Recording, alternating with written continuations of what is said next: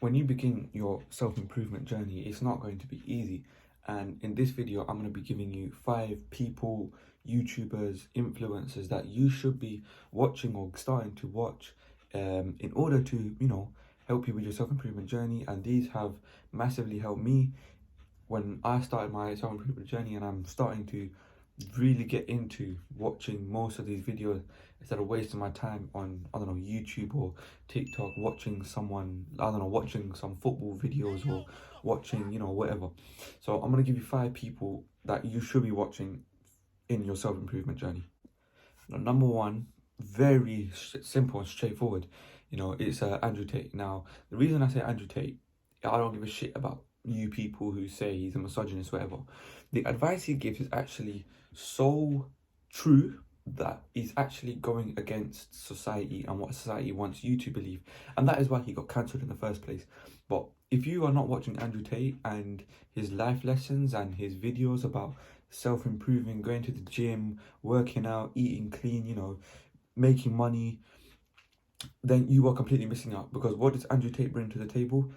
Going to the gym and building yourself a physique, being a man and a strong masculine man. There's none of this toxic masculinity bullshit. Becoming a strong man.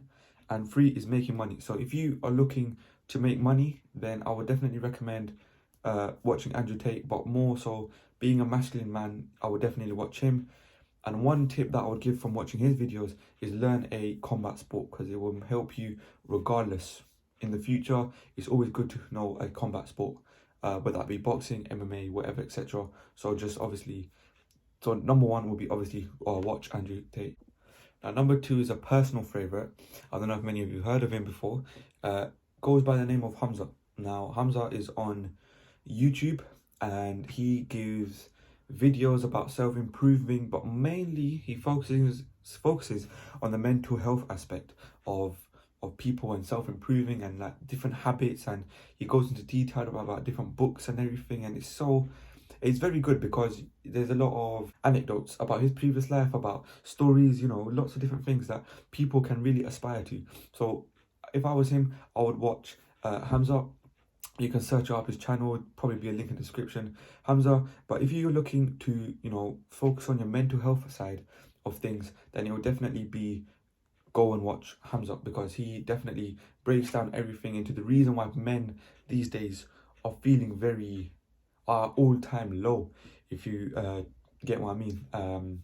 But if you look at it right now, we are actually one of the loneliest. This is the loneliest generation, even though we are so interconnected through our phones, video games, you name it. Yeah, we are actually the loneliest generation. You can even search it up as well. I'm not even making this up, but you can definitely search this up. And yeah, so at number 2 would be definitely watch Hamza for the mental health side and just understanding the habits that could make or break a person when doing a self-improvement journey. Now, number 3 would be the Joe Rogan Experience. And Joe Rogan, I will definitely watch as many of his podcasts as possible. Number 1, podcasts are a good substitute for listening to music, which is just bullshit in my opinion. You're listening to music, rappers that talk about money, drugs, having sex with some bitches and all that, but you don't want to. Why would you listen to that? Think about it. Why would you listen to that?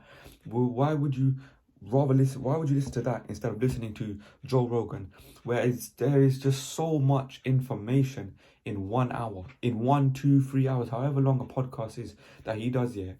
So much information that you could acquire if you just take out a notepad and pen like this one. Just take out a notepad and pen and just start taking down notes after every single podcast or during the podcast. You will acquire so much information you thought you would never know. And another great thing about this is that 1, you gain so much knowledge, but 2, these are great conversation starters. So if you're gonna go talk to a stranger and try to get their number, you could probably strike up a conversation through that knowledge you've gained. Talking to friends and you don't know what to talk about, definitely so much knowledge. I was listening to a Joe Rogan podcast with the other day with Joey Diaz, and I don't even like cars. I'm not even a fan of cars that much, but it really got me into cars, and there's just so much that you can learn about just anything in general, and that's why it's really good. So if you're looking to acquire knowledge, the quickest way to do it is obviously by podcasts. If you're not really into podcasts, then obviously books really help you. But yeah, number 3, to acquire knowledge, gain knowledge, and to actually be the smartest in the room in terms of just knowing stuff, even the smallest things. Yeah, it will definitely be Joe Rogan and the Joe Rogan Experience and his podcast with different people, and there are different fields as well. You can have there's people, there's athletes he hosts. There's obviously comedians he hosts, obviously scientists, just loads of people. So definitely, so number 3, you're looking to gain knowledge, seek knowledge, it will definitely be the Joe Rogan Experience and Joe Rogan himself. Now, number 4 is very important, but it depends on what your beliefs and your background is. But it is like, for number 4, as a Muslim, I would say that number 4, watching the scholars of your own religion, watching the priests of your own religion, listening to the priests of your own religion, the people who, for you, in your own belief, have the absolute most knowledge, priests, scholars, imams. For Jews, I'm not sure. For Hindus, I'm not even too sure. But just the priests and scholars in your religion. Definitely, there's so many videos you can learn, especially in Islam. There's so many lectures and videos about Islam, about any topic. You're upset, you go watch a video about Islam and what Islam says. Understanding your religion is the key to obviously self-improvement, because religion in itself is self-improvement. So I would definitely, if you're religious, then definitely watch and look into religious videos that, that can really change a person's life, and it really brings you that one step closer to whoever you believe in. If you're an atheist or something like that, then definitely watch maybe atheist preachers that may give some sort of information and insight. But it's also good to even watch other religion and what they say, just to acquire that gain of knowledge. And it's also helpful, again, as conversation starters. Acquiring knowledge, seeking knowledge is what a man should be doing every single day. Every single day is a chance for you to learn something new, is what people say. So instead of watching porn, whatever, just wasting your time in your youth, start watching these videos, and I'm telling you, they are so helpful. You will feel more productive in yourself when you start taking on watching these people, and especially your religious people, because you will definitely, if you're not religious, or you're falling out of your religion, definitely start watching at least a 10-minute video from your scholar or your priest, and it will definitely intrigue you right back into your religion, 100%. So definitely number 4 would be watch priests, scholars of your religion, and try to understand what they're trying to say about self-improvement and being a young man. Now, number 5 is more of a personal one, but I would definitely recommend this person to anybody. I don't care what you do, who you are, where you come from. Definitely listen to Andrew Huberman, and especially the Huberman Lab, which is his own podcast. He's been on different podcasts with like Chris Williamson, I think. But Andrew Huberman is a neuroscientist, and he goes into detail about the brain, basically, and how that is affected by the things that most people do these days. So how is the brain affected by watching porn and indulging in pornography and all that kind of stuff, taking drugs, eating unhealthy, being physically fit. That is a good starting point to understand. You need to understand yourself in a way. You need to understand where you come from, because when you don't understand yourself and how your brain works and how humans work, you're never going to understand how other people work and where they even come from. So definitely watch Andrew Huberman and understand that what he's trying to say about the brain and how it works and how it functions can really develop you as a person.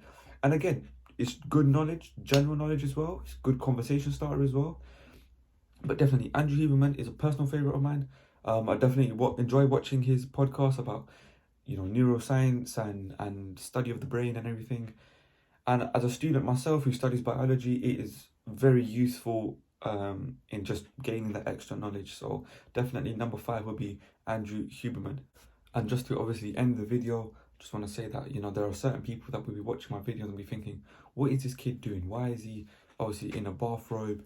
And what is he talking about? Why is he telling me about self-improvement and people to watch? I just want to do what I want. Well, I'm here to tell you that it is not too late to change as a person. I found out this a couple months ago, and I started really trying to self-improve, but now it takes a while. I'm telling you, it does take. You're not going to be self-improving straight away. It takes time to really build the habits and understand what self-improvement is.